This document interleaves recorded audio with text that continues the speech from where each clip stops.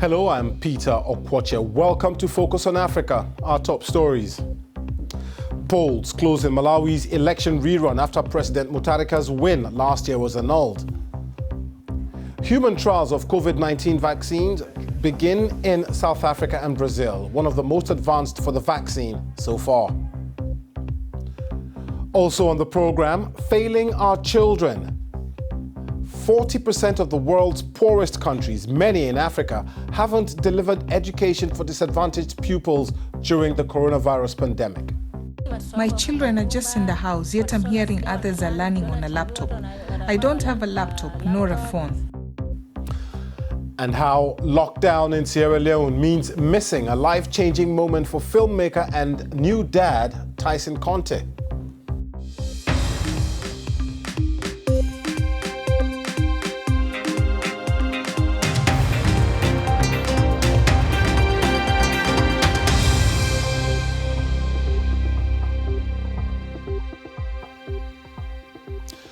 Thanks for joining us here on Focus on Africa from BBC World News. The polls in Malawi closed just over an hour and a half ago, ending a day which saw a remarkable precedent in the country, a rerun of presidential elections. President Mutharika has appealed for calm after accusing the opposition of stirring up violence. He's facing a strong challenge from a coalition led by Lazarus Chakwera. Mr. Mutharika's narrow victory in the 2019 election was annulled earlier this year after judges in a landmark ruling said there had been evidence of vote tampering. Well, our correspondent Emmanuel Igunza has been following the day's events and joins me now from Nairobi. Emmanuel, let's start with President Mutharika's call for calm. Do we know why he made that call? Yes, the president, after he had cast his vote earlier today, he said that one of his party officials from the ruling party, the DPP, had been attacked in a rural polling station, and that is why he had called for calm and said that he was not sure whether this violence that had been witnessed in this polling station will ensure a fair vote. And we also heard from the Malawi Electoral Commission. This is a newly reconstituted electoral body, and they also called for calm, saying that people should vote calmly so that the process can go on fairly, and then people can wait for the results. And this is the reason the opposition has so far not said anything. There's been no collaboration about those claims from the polling center itself, so we just wait to see whether these claims are really credible or not. So calls for calm from the newly constituted Electoral Commission and the president. But do we know anything about the turnout today?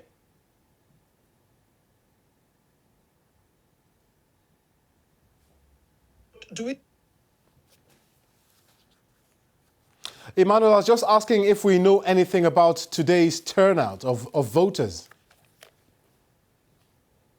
Well, from the onset, the Malawi Electoral Commission has said that the turnout has been really impressive compared to the election in May 2019. The turnout has been really impressive. People turned out from really early in the morning, from dawn when the polling centers opened up.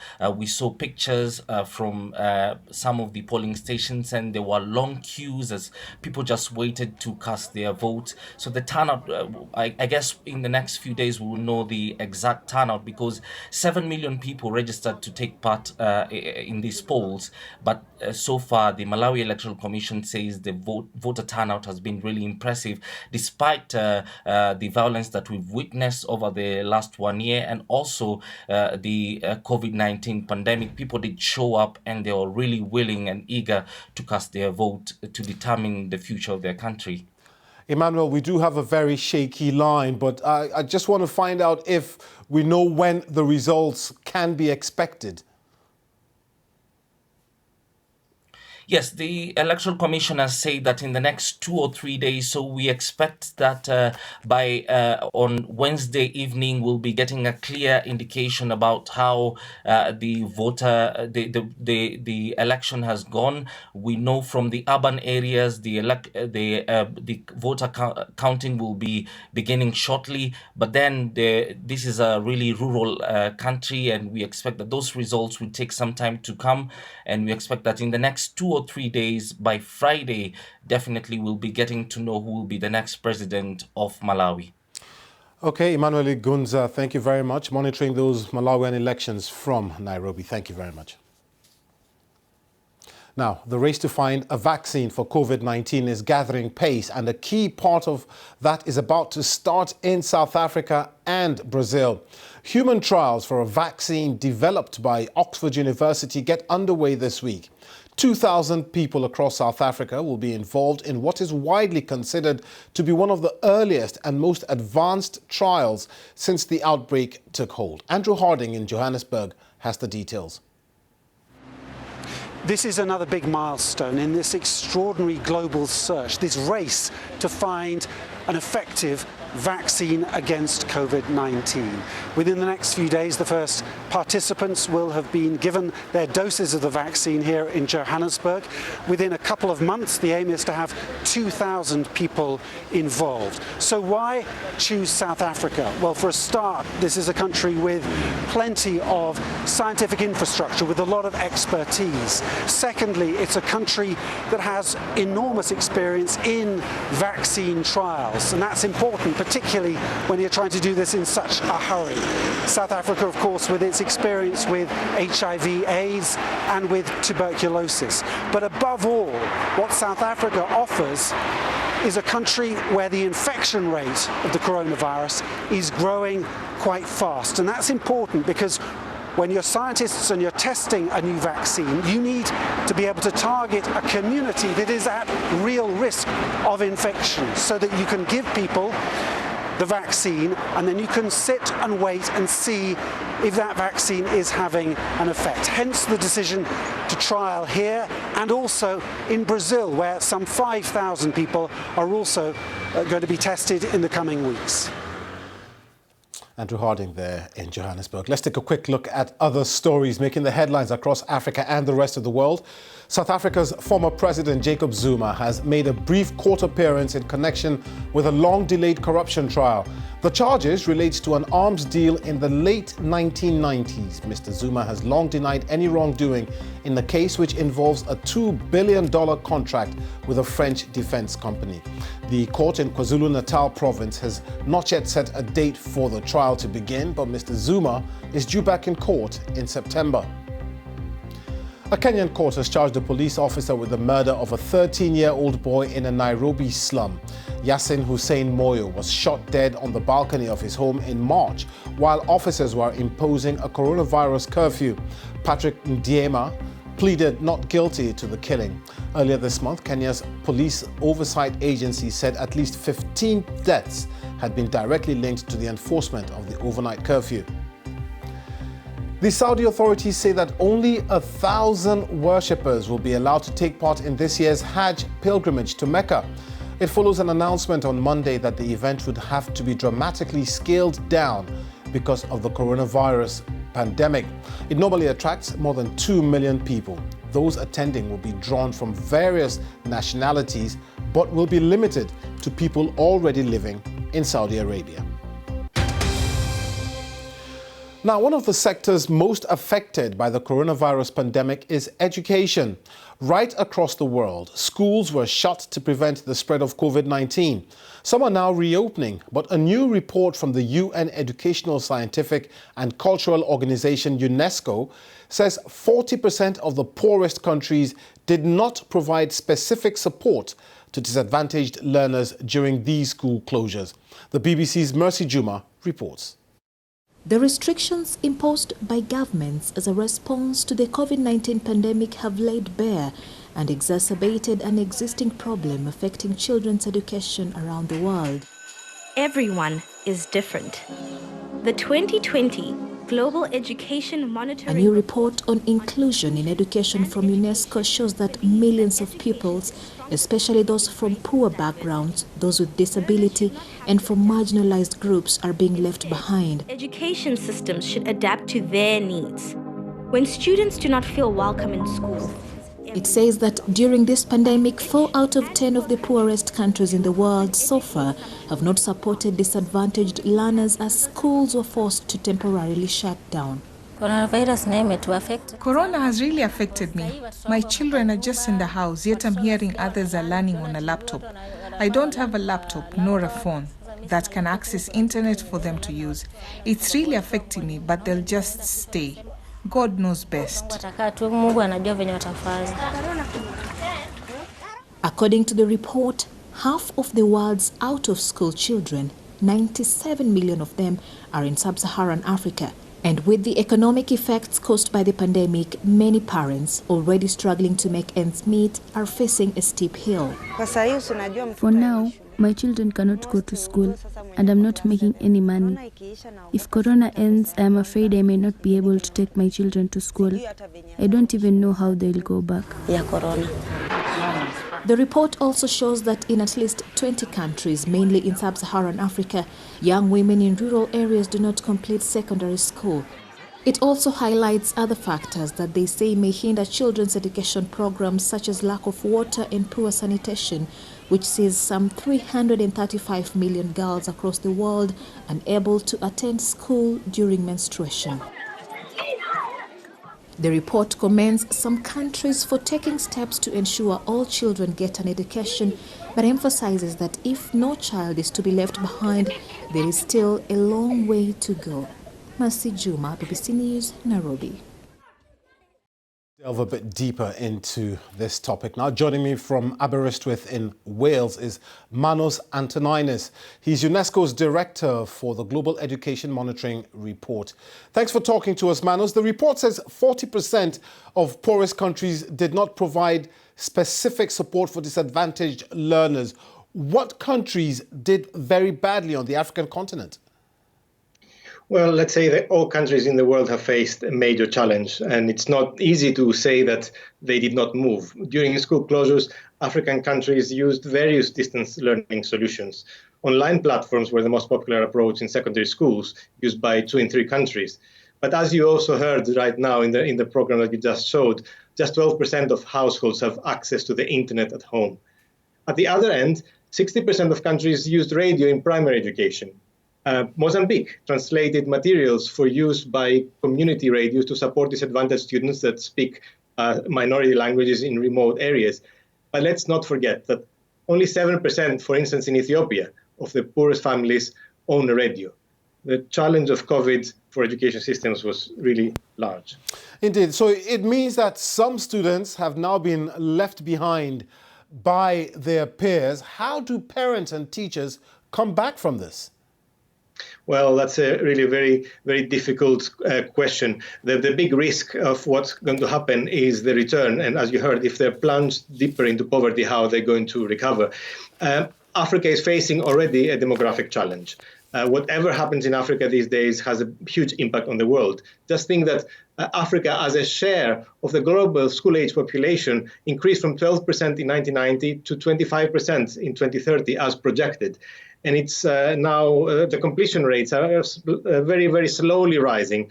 So for the first time, as you mentioned, with these 97 million, sub-Saharan Africa in 2018 surpassed Central and Southern Asia to become the region of the world with the largest out-of-school population. So the challenge with COVID-19 is that it may set sub-Saharan Africa even further behind and make it impossible to achieve a goal of even universal basic secondary primary education completion. Manos, if I may just comment there, because you've used a very important word, impossible to catch up with those objectives. Is it too late to catch up, though? It is not too late. The past decade, in the early 2000s, we saw that it is possible to accelerate. But let's not forget another angle. The challenge in sub-Saharan Africa right now is not only getting children to school, but also getting them to learn. Some recent evidence showed that only 3% of 15-year-olds in Senegal or Zambia achieve the minimum basic skills.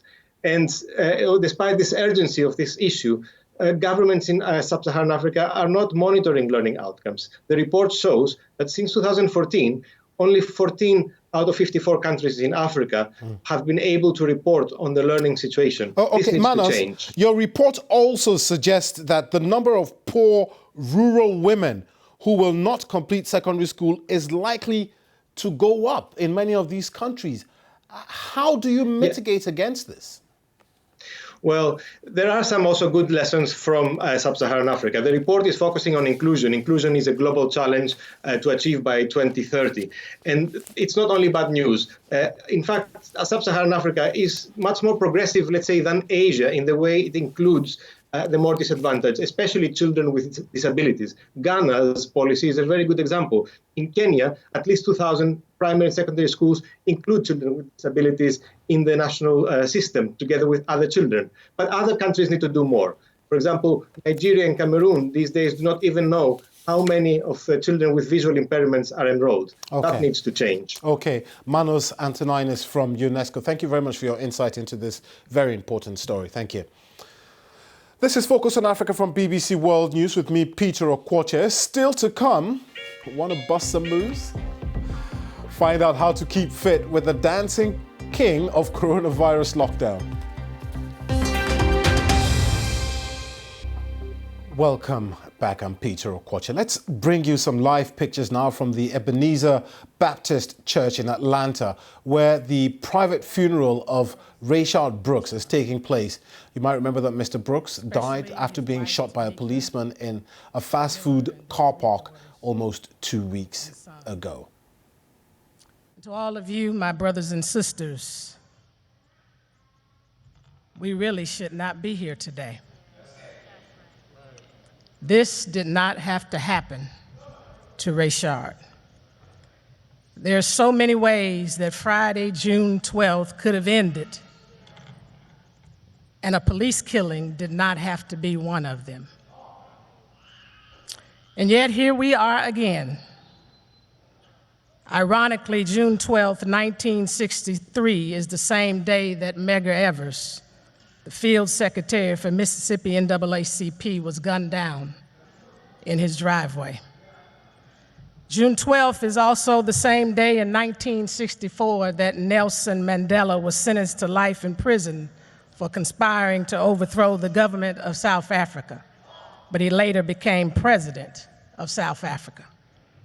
And so June 12th is now a constant reminder of the struggle for justice, for Black lives throughout the world. Tragically, here we are once again. But the Bible directs us. And speaking there is Bernice King, who is the daughter of the civil rights leader Martin Luther King, who incidentally was the deputy pastor of the Ebenezer Baptist Church there in Atlanta.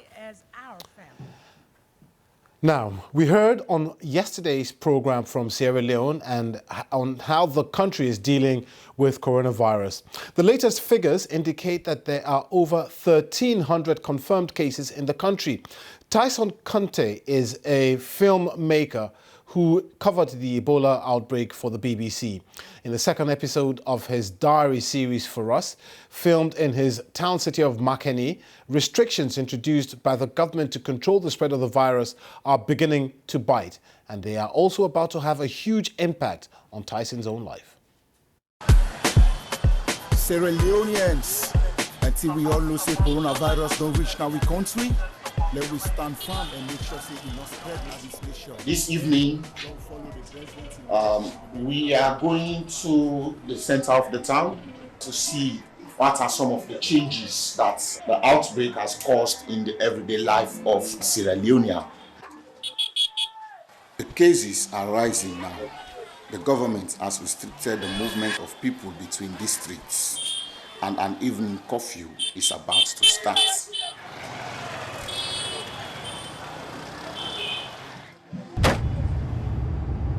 So here is Makeni. It's kind of like big and populated, and this is why I do fear that we wouldn't want to count the first case here. This market is mainly for food. Before all these tables are filled at this time, people will be here until like 8, 9, or 10. But now people are leaving to go back home early. As you can see, left and right, they are like empty. All this is just a waste from the food that they sold today. After 9, no one should be seen on the streets. You have to go back home. You have to pack your stuff, pack your food, and then go back home. This coronavirus, yeah, then we buy markets for let we sell more, we sustain ourselves. We sell they get food for it. If we not sell, what we get what we eat, it's not easy. I dey protect myself. Now me get for protect myself. I wanted to share with you my personal story. My fiancée was pregnant, but unfortunately, when the government restricted us moving between districts, she was in the capital, Freetown. Her mother called me around midnight to say the time had gone. She finally gave birth at 3 a.m.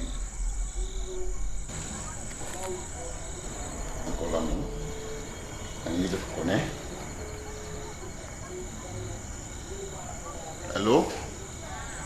Yes.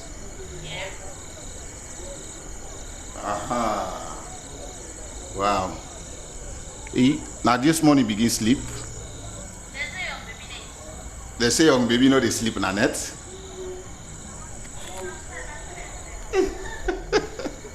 And yeah, at time are strange, you know, at time are difficult because Owan cannot take Coco.